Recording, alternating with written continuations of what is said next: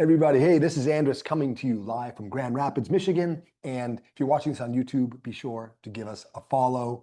And that goes to everybody here too. And welcome. Today we're doing pepperoni pizza on our baking steel. And I have my oven. I'm going to make the pizza first. Then we're going to get into questions for you guys too. But I've got my oven preheating at 450. It's an electric oven. I've got two steels, one on the top rack, one on the bottom rack. All you need is one steel, but I'm a steel guy, so I'm always loaded in my oven. I've actually got one on top of my oven too, for my baby grill, my mini. Today we are doing pepperoni pizza, and I recommend buying a stick of boar's head or something similar, natural casing, and slicing it up into about 1/4 inch thick pieces. I used this at a pizza party last week, and it was actually very good from Whole Foods, pre-sliced, and you can see the slices about 1/8 of an inch thick. We're going to cook those up. And if anybody's asking, we just answered this before, but pepperoni it's got a casing on it, right? Like I know someone used some pig casing before, natural casing. And what that does is it helps you, like you're making the sausage, right? It just helps it sit in that pocket. Then when we slice it, a little thin layer remains on the outer edge. And that outer edge tends to cook a little bit faster than the rest of the pepperoni, which helps it rise and forms those cups. And so that's what happens when we are making a pepperoni pizza. I have a 24-hour dough here that we made yesterday, and I balled it up this morning. This is using organic bread flour, and we'll get to some dough questions a little bit later during this. We'll have some pauses. But this has been balled up since about 8:30 this morning, so it's been proofing. You can see when I put it in this deli, it was about maybe almost 3/4 full, but you can see it's proofing, it's expanding. So I coat the inner liner here with a little bit of olive oil so it won't stick. And I actually do the lid too. You can see it's not sticking to my lid because I had a tiny bit of olive oil on there, protecting the dough from sticking. And I just put a little bit of flour in front of me here. And what I'm going to do is I'm going to give you a top-down version of what I'm doing. These delis I can just turn over. And I'm helping it a little bit with my fingertips like this. But then the gravity will take it over and boom. There's our dough. And now it's got this really cool ring because it's starting to proof too far. Can you see that ring from the deli container? Anyway, both sides, coated both sides. And because this dough has been proofing for 3 hours, it's really going to be supple and soft. And you want your dough, in fact, all of your ingredients to be room temperature when we're making pizza. And we'll explain that a little bit more as we go. But and you can see the bubbles. And I'm just lightly pressing. I'm making sure it doesn't stick. This flour will knock off before we bake, but I want to make sure it doesn't stick. Massive. Look at that thing. I'm probably going to end up popping that one because it's going to be too big for our pizza. And what might happen, it might burn in the oven. So I'm going to pop that. But I'm going to leave this baby over here. Can you see that baby bubble? This is about a 285-gram dough ball. Okay. And I'm just kind of lightly pressing. And people that have a question on stretching, my dough's been proofing for 3 hours, so it's soft, like just did a yoga class. It's room temperature. The glutens are now relaxed, so I'm able to pick it up, and you can see it's just going to stretch itself by holding it, right? And I kind of turn my hands. I just kind of turn it consistently. You can see I've got this really nice shaping dough, which is just beautiful. Gorgeous, right? And I now just kind of stretch a little bit and turn it like a steering wheel. Just a little bit and turn. And I just want to be consistently turning so it consistently stretches. Right? Isn't that beautiful? And now what I'll do, push some of this out of the way. New scrapers coming soon, guys. New baking steel scrapers. Be on the lookout.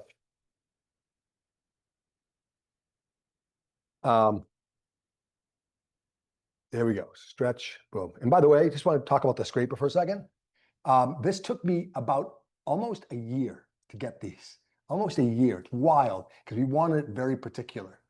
And they're awesome, very well made. We don't have them yet, but crazy how long this takes, some of these things. Uh, that was my commercial. So anyway, the dough has it's kind of fully stretched. And now what I want to do is grab a pizza peel. I like wood because wood is going to absorb some of the moisture from the dough. It's going to make it slide a lot easier. To make it slide though, I want to add a little bit of flour. Just a little bit, kind of lightly coat it. In fact, I like to use a combination of flour and semolina flour. And really, these are my ball bearings on my peel, so my dough can slide back and forth. I place my dough on top, and before I do sauce, before I do cheese, I want to make sure my dough is going to slide. It's sliding on here. So, because if it doesn't slide now, I need to correct it before I go into the oven. So, in any case, there's my dough. And this is a really, if you're new to pizza making, I'm spending a little bit more time here today because I had some emails of people, really wanting me to review my process here with you to show you how I do it so it doesn't get stuck. And if it does get stuck here, this is when we're going to fix it. We'll autocorrect. I will pick up the edge that's getting stuck and I'll slide a little bit of semolina flour underneath it. And again, give it a little jiggle first. Then I'm confident this can go inside of the oven. Okay, so there's my dough stretched.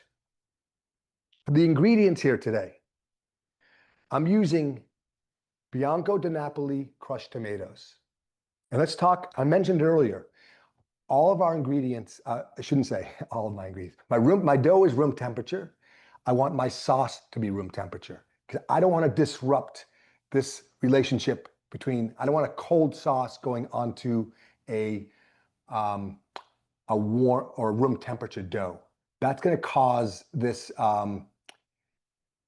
almost like gummy because that cold won't cook the same. It's going to cause like this gummy texture on the dough in that very first layer. You probably had that sometimes when you've had pizza. That's because our cold is interfering with that process of cooking it. So keep your ingredients at room temperature.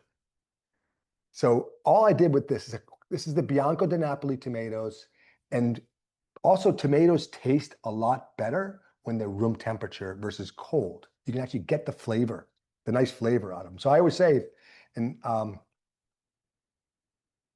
these tomatoes taste incredible right now. I added maybe 10 grams of sea salt into the tomatoes. That's all these need. Flavor's already there. So we're going to enhance it by heating it up on the pizza. We don't need to cook down the sauce, thickening it up at all. It's beautiful. And when you're testing your tomatoes, just open it when you're home. Buy a couple of different cans, open them up, and give them a taste. If they don't taste good here, they're not going to taste good on the pizza. So, but we've done the homework, and we've found that this Bianco di Napoli tomatoes are outstanding. A great flavor, and highly recommend these. Okay, so that's our sauce. Now, to confuse things a little bit, I said I want everything at room temperature except cheese, because the cheese tends to cook faster and we want it to melt nice. But I like to shred my own cheese. We always shred because each of these individual strands of cheese, when you buy it pre-shredded, are coated with a starch. By shredding it ourselves, we don't have a starch. And that starch, by the way, will tend to brown prematurely in the oven. So by shredding ourselves, we have no starch and we have our own shreds, and it won't really stick if you kind of keep it fresh. Now, I flash froze it in the freezer just for a couple of minutes before class. So with the cheese, I wanted to slow down that cooking process just a little bit so it doesn't brown too fast. I hope that makes sense. All right, so now let's top our pizza. And I'm going to do is take my tomatoes and put these thing on. And again, our mantra when making pizza is less is more. And sauce is just beautiful. Like the tomatoes are such a nice treat on here that, and again, less is more, but I put the sauce all the way to the edge, but not over the edge, because what happens, if the sauce goes over the edge, my pizza is gonna get stuck. My dough will get stuck on the launch, which I don't want. But you can see it probably went a little heavy, but I like this tomatoes.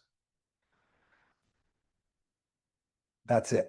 And now, by the way, I want to give this maybe some pinches at the end here, create a little texture on the crust, if you will, make each slice and each bite unique.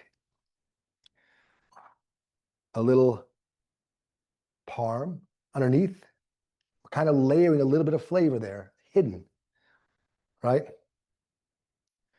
And now, so we got our dough, we have our sauce on top, and now I'm gonna put a little bit of cheese.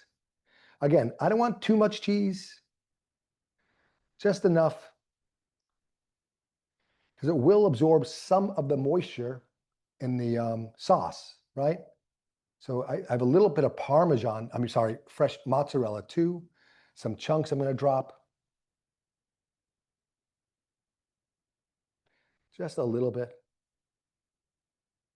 It's nice. And yeah, we'll get to some questions in a second here, guys. A little bit of cheese, and now the pepperoni.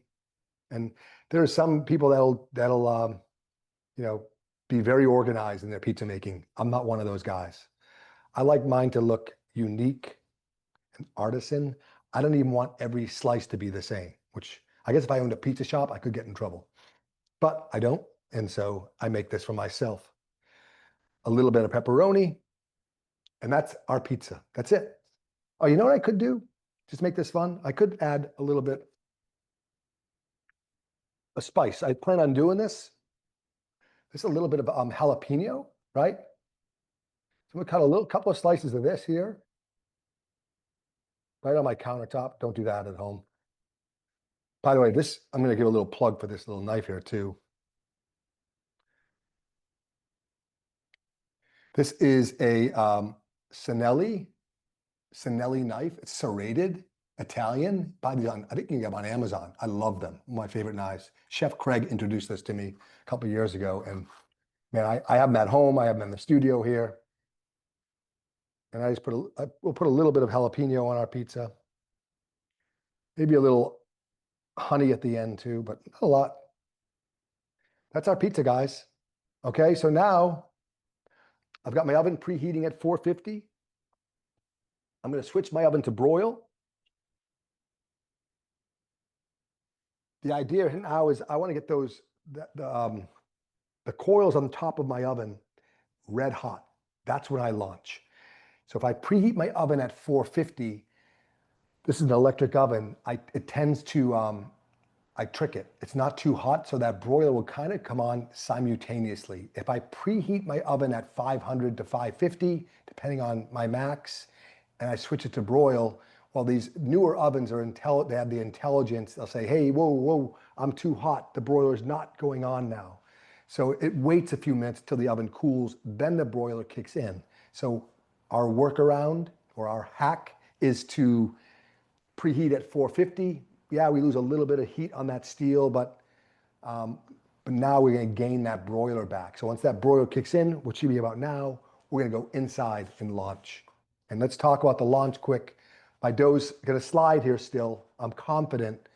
The back of my peel goes to the back of the steel, and we just slide it off. And let's do a video for you guys. I'm gonna do this with one hand. So here's my oven setup. You can see my broiler's likely on by now. It is, right? So these ovens are nice. These rats are nice. I slide it back.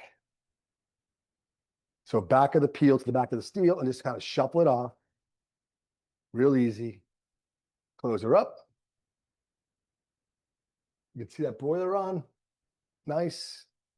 And boom, let's time it for 2 minutes. After 2 minutes, I'm going to open that oven up and After 2 minutes, I'm going to open the oven and rotate that pizza, turn the broiler off, and bake this for another 3 or 4 minutes until it's done, and we will have an amazing pie. Are there any questions right now? Let's get to them. We have a couple of minutes here. So Michael's asking semolina flour versus cornmeal. I prefer semolina. It's a durum wheat, and what that does is to me, it seems like it burns at a higher temp, and the kernels are smaller. So, and here's where you got to be careful. You know, we dusted our peel with semolina flour and flour, and those are your ball bearings. Now, the experienced pizza makers are going to use as little as possible, but enough to make sure that pizza slides off, if that makes sense. Inexperienced pizza makers, I would say, go a little heavier on the semolina flour and flour until you're confident you can get it off the peel. As you gain experience, you'll use less and less each time. I hope that makes sense. So I do like, I prefer semolina flour over cornmeal. I have your 72-hour dough in the freezer. Can it be used for Detroit? Yes, great question. Once you freeze dough, our 72-hour dough is super versatile. I feel like it's good inside of, it's good for a lot of styles. Thin crust, someone asked about that earlier. Detroit style, you just need a larger portion of it. But yes, it's super versatile. I make pita bread out of mine. I make bread out of it. So yes, Detroit style for sure. I'm gonna just peek at this, make sure. In fact, let's go inside again so you guys can see what I'm looking at. Turn my broiler off. You can see they got the nice bubbles cooking there, right? So I might rotate this just a little bit, okay? And you can see those pepperonis kind of curling up a little bit, right? But underneath's not done yet. I know that. We're not cooked there yet, but I'm gonna close this up. I'm kind of waiting for that broiler to turn off. Go back to convection, multi-rack, 450 degrees. Now, I'm being a little risky here because my oven's been on for so long. I want that broiler off, which it's just about there now. And let's put 3 minutes on. My timer, pizza before, and I really highly recommend a timer. Get your iPhone timer, get timers, you know, they have timers you can put on your fridge. Always use a timer if you can. Oh, some people put, so Paula, great question. Some people put the sauce on top of the cheese, reverse it, right? Yeah, that's a great idea. Sauce on top of the cheese. So the sauce can whisk away some moisture. And by putting the sauce on top, well, you're not going to do that, right? The sauce is going to underneath. You're still going to have this saucy pie. It's reverse. It's very common, in fact. I think in New York slice shops, they'll use like slices of mozzarella and put the sauce on top. It's just another technique, basically using the same exact ingredients and getting a little different texture. So I do like it. I love it. In fact, I've done the same. So it's kind of a fun experiment. Like, you know, have the same ingredients, but we just reorder them, and you'll see a little bit different in the textures. How thick of a steel would you recommend, Megan? I use 1/4-inch steels. If you invited me over your house for a pizza party, I'm going to bring 2 of them with me. And I've got access to all my steels. I love the 1/4-inch. It's versatile. It's easier to remove from the oven to clean it. I can bring it onto my grill. It's just a nice size. Now the thicker steels hold a little bit more heat for longer. So you might bake your pizza a little bit faster. They might get a little darker on the bottom, but I still love the 1/4-inch. Can you drop the link for the knife? You know what? I will have to do, I'm gonna put the name in here. I don't know, I have the link here. Sanelli. Let me see, it's Sanelli. I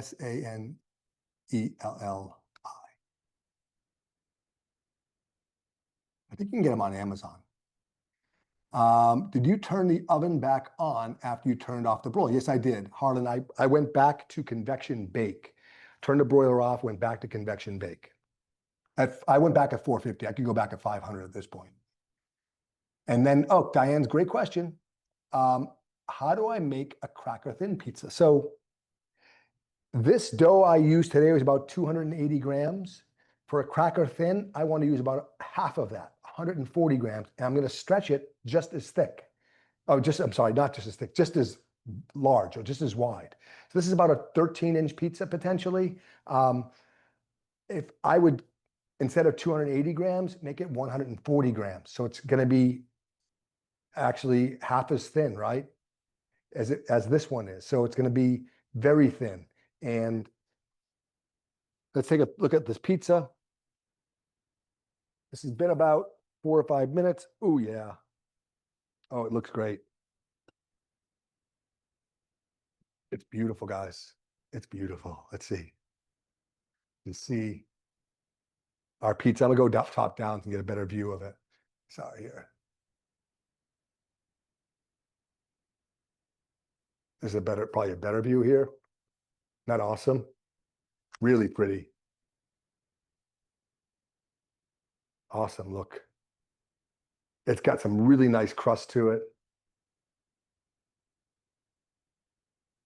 It's beautiful. The lighting's not great in here. The colors of that, it's really pretty. The cheese melted really nice. The pepperoni cupped nice. Underneath, we've got our crust. Oh, it sounds good. Probably could have got a little bit longer just to get a little bit more crispy. But this will heat up great for my kids later. I'll bring it home. It's gonna be so nice. Beautiful, right? It's gorgeous. It smells great too. I could put a little oil around the perimeter here if I'd like, or I can add some more cheese if you want, right? But that's our pepperoni pizza. It's amazing. Smells so good. Um, so Diane, I hope that gets to this. So you can see this is 280 grams. So if you slice this in half, that would be 140 grams. So it's going to be much thinner and crispier and amazing. And even with the thin crust, I might bring the sauce all the way to the edge. You can see we got these puffy edges, right? Because I don't use sauce on my edge, which that allows the dough to expand further because there's no weight on it. Sometimes for thin crust, any style really, people will bring their sauce all the way to the edge of the crust, and that'll kind of flatten those edges out. And again, a different experience, a different bite, a really different finish. Same ingredients.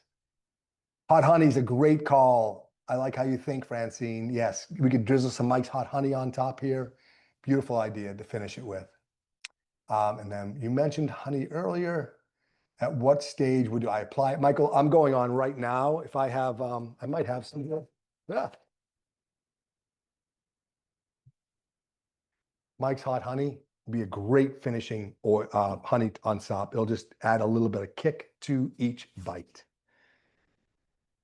Difference between air fry and convection. Can you use air fry setting? Marlene, you know what? I don't know if I have air fry on my oven here.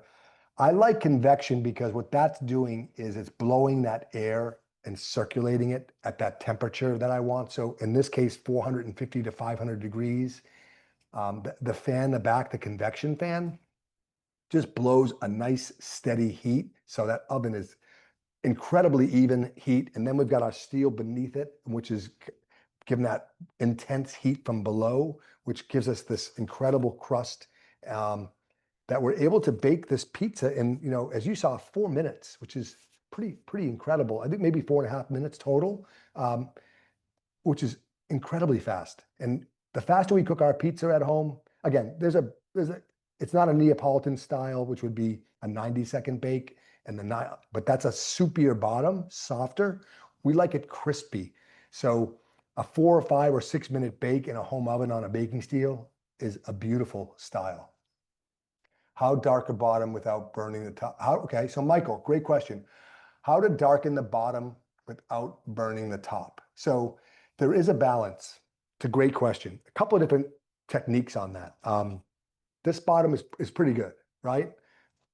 One, if I was really being particular about that and I wasn't teaching a class, I might run my broiler for 1 minute instead of 2, and it would slow down the process just a little bit. So I'll get a little less color on top, but more on the bottom.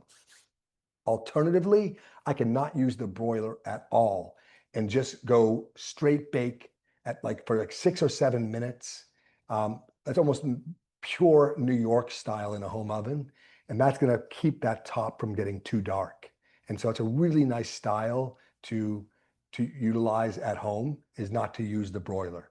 And that's how you'll get you'll balance that bottom and top heat, if you will, especially with the steel inside. And then can you cook two with the convection oven? Diane, yes. So are you asking, can I cook two pizzas at the same time? 100% yes. In fact, that's why I have two steels in my oven. So when I had a pizza party last week, on Friday night, I had two steels. I would launch one on the top steel. After 2 minutes, I'm going to remove it from the top steel, move that one to the bottom steel, and then launch a new one on top. And basically, every 2 or 3 minutes, I'm cycling a pizza out of the oven. After 2 more minutes, I'm removing the bottom pizza, moving the top to the bottom, and serving one. And I can continue that cycle. It's super fast having two steels to make multiple pizzas. I mean, I haven't timed myself, but I've made like 20 pizzas in an hour before using that technique, and it's a lot of work. Don't get me wrong. I'm working. I feel like I'm in a pizza shop again, but it's totally doable, and only possible when you're feeding a hockey team of boys, like teenage boys. That's how fast we had to work. I hope that answers that question. Anybody else have, oh, okay, so Diane's asking, do you have a gluten-free dough for those friends who are gluten-free? I do have a gluten-free dough.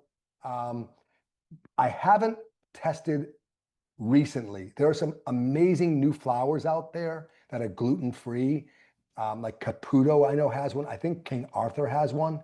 And you basically follow the recipe on the package, and it makes, I've seen the pictures of it. I follow some people on Instagram that make it, and it looks phenomenal. It looks just almost just like this, but the dough is gluten-free. So I would do your homework and like look at Caputo flours. I'm positive theirs is very good. Let's see. Difference between low milk part skim and all milk mozzarella. So it's really the fat. Alan, great question. I've been using, this is actually a blend of both whole milk, and these are both low moisture mozzarellas. But one is whole milk, one is skim.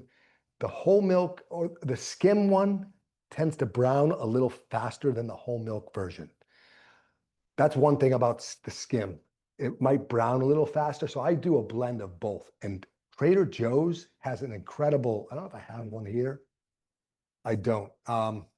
Trader Joe's has an incredible low moisture whole milk mozzarella. And it's the kind that we grade ourselves, right? It's a really nice cheese. And oh, the Oglio gluten-free pizzas are great. Are those Oggio, Harlan, are you buying the pizza dough or the frozen pizza Oggio, or is that a flour? I'm curious.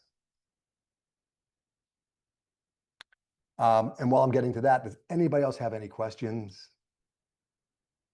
Come on, don't be shy. Remember, if you're asking a question, someone else is thinking it. So you can help probably at least two people. And of course, you have my email. Frozen pizzas are great. Frozen pizza round. No, oh, so it's like a dough, Harlan, that's frozen, probably vacuum sealed. Ah, so someone said, notice no olive oil on top. Michael, great question. I do have olive oil handy. So the plan for this pizza is I'm going to bring it home. I've got boxes in my studio here for my son later. I'm going to reheat it. And I didn't slice it either because, it's another trick. If you're going to a pizza shop and you're getting pizza to go, you want to heat it up again, ask for them not to slice it, and then they'll have no problem doing that. So that way it's a lot easier to kind of heat up. So I will bring this back home later, throw it on my steel and bake it for like 3 or 4 minutes. And then I'll be pulling out that olive oil to top it with. But great question. Have you tried Red Pack versus Tomato Magic crushed tomatoes? Alan, I have not tried either of those. I'm not sure what brand is that. Is that Red Pack the brand? And Michael's asking, will you have a done video on making dough? Yes, Michael, I just made our 24-hour dough. In fact, I'm going to pull a link up here. I'm going to put it right here for anybody who wants it. I just did this video last week, and it's our 24-hour dough, which is the same dough I just made. And Michael, I've got a video here as well. Let me see if I can find it here. Boom. So I'm gonna drop it in the comments here. That is our recipe for 24-hour dough. On that blog right there is a video. I think it's a 3 or 4 minute video on the process. Super simple, super easy. It will help. Megan's asking, do I have a favorite kind of olive oil? My favorite flavor today is, these guys sent me this. It's a product of Spain, and this is called Garcia de la Cruz. Let's drop the name here too. I do not get paid from these guys. They sent me it, I love it. And they sent me a few bottles. And so I would love to extend this to you guys. Garcia de la Cruz. That's the olive oil I love. In fact, it tastes incredible. And I'm not being shy when I say that. It's cool packaging, glass, which is preferable for olive oils, but it has a really nice flavor, really fresh. So Henry is asking, is the 24-hour dough different than the 72-hour dough? Minor, very minor. The only thing I might do, if I know I'm doing a 24-hour dough, I might add a little bit of sugar, minimal, because it won't ferment as long and it won't develop the natural flavors in 24 hours. So I might add a little bit of sugar, like organic cane sugar, like maybe like a teaspoon, 5 to 10 grams of it, very small. And for this one in particular, I did not. In fact, this is only a 24-hour dough, no sugar. So it's still gonna be great, but I'll have extra doughs. I can make pizzas tomorrow, if that makes sense, which would be great. Why do I not use olive oil? Alan's asking, in New York dough. Our New York dough recipe, we do have olive oil in it. We do add oil at the end. So what we'll do is we'll mix our ingredients, like our 72-hour dough, our 24-hour dough.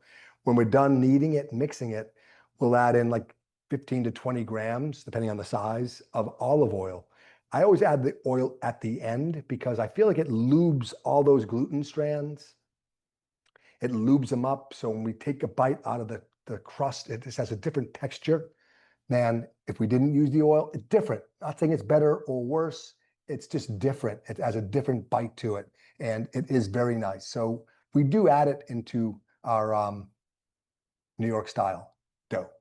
And that has our New York style dough has a little less water. So if our 24-hour dough has a 70% hydration, our New York dough has about 60 to 65% hydration. So less water makes that dough a little bit more dense than this style, if that makes sense. And it's awesome.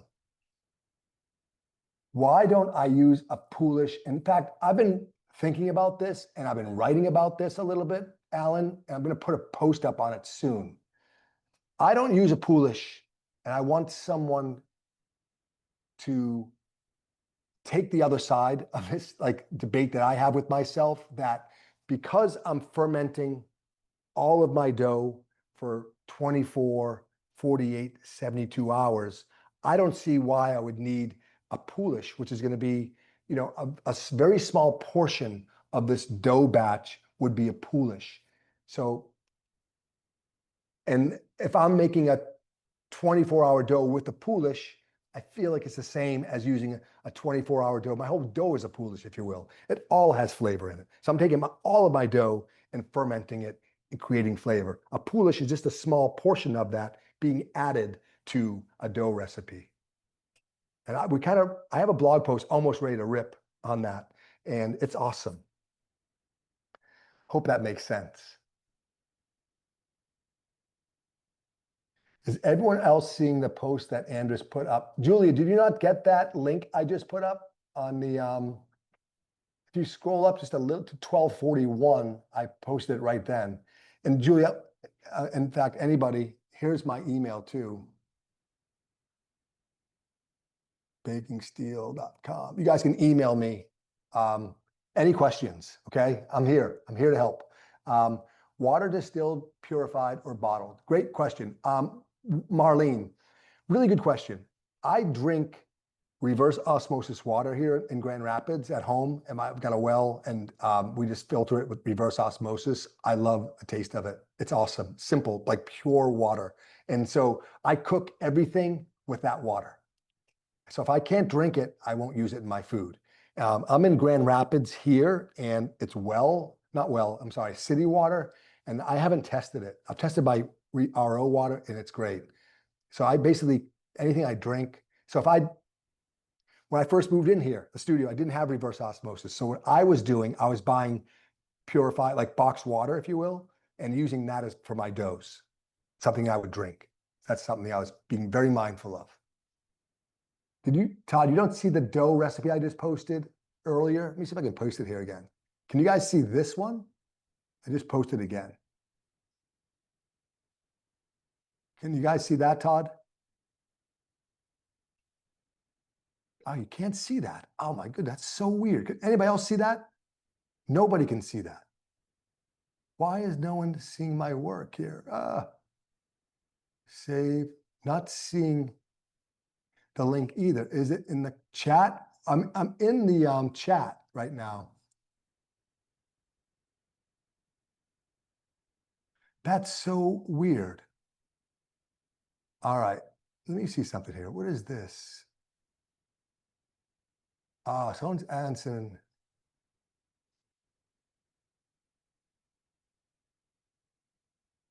I wonder if I can post it here. I'm sorry, guys. I always thought when I typed something in there that you could see it. All right, head over to bakingsteel.com. I'm going to make sure I order this right, but let me see. If you go to bakingsteel.com, hit recipes, okay? And then it's like the fourth one down. So bakingsteel.com, just click on the recipes. It's like the fourth blog we did. You'll see the 24-hour dough. Alternatively, there's also a magnifying glass on our blog, on our website. If you hit that and search, you can search for any of our recipes. Just type in dough and you'll see variations of our recipes. So bakingsteel.com. And I'm sorry, that's surprising that my comments don't go in here. It says type your message here. Can you guys see that smiley face I just put in there? Did you see that? Wait a minute, 2 hosts and panelists. Maybe that's only, it should post, I can chat with everybody.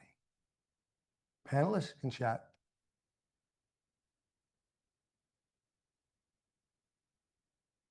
How about this time? Let's see if you can see this. Can you see that? I gotta fix that. I've been doing this for years and no one's ever brought that up before. Nobody can see that. That's so weird. Attendees and panelists can chat with. Maybe I have to do.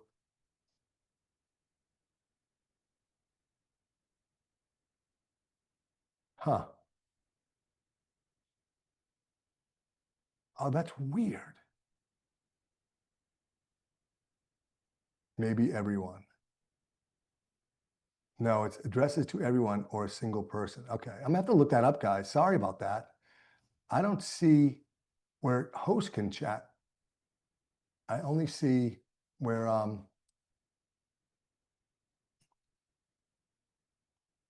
that's a bummer.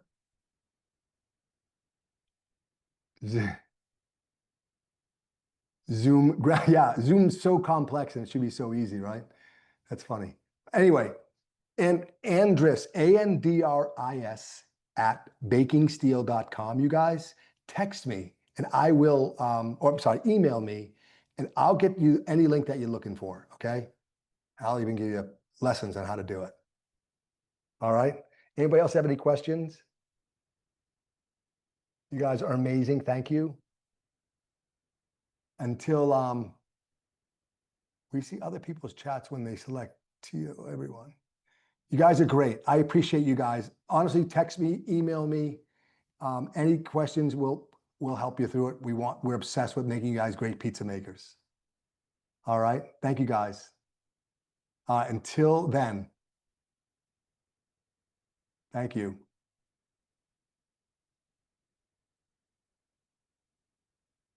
Oh, I love it, Julie. He's going to love it. Have him reach out. Okay. Thank you guys.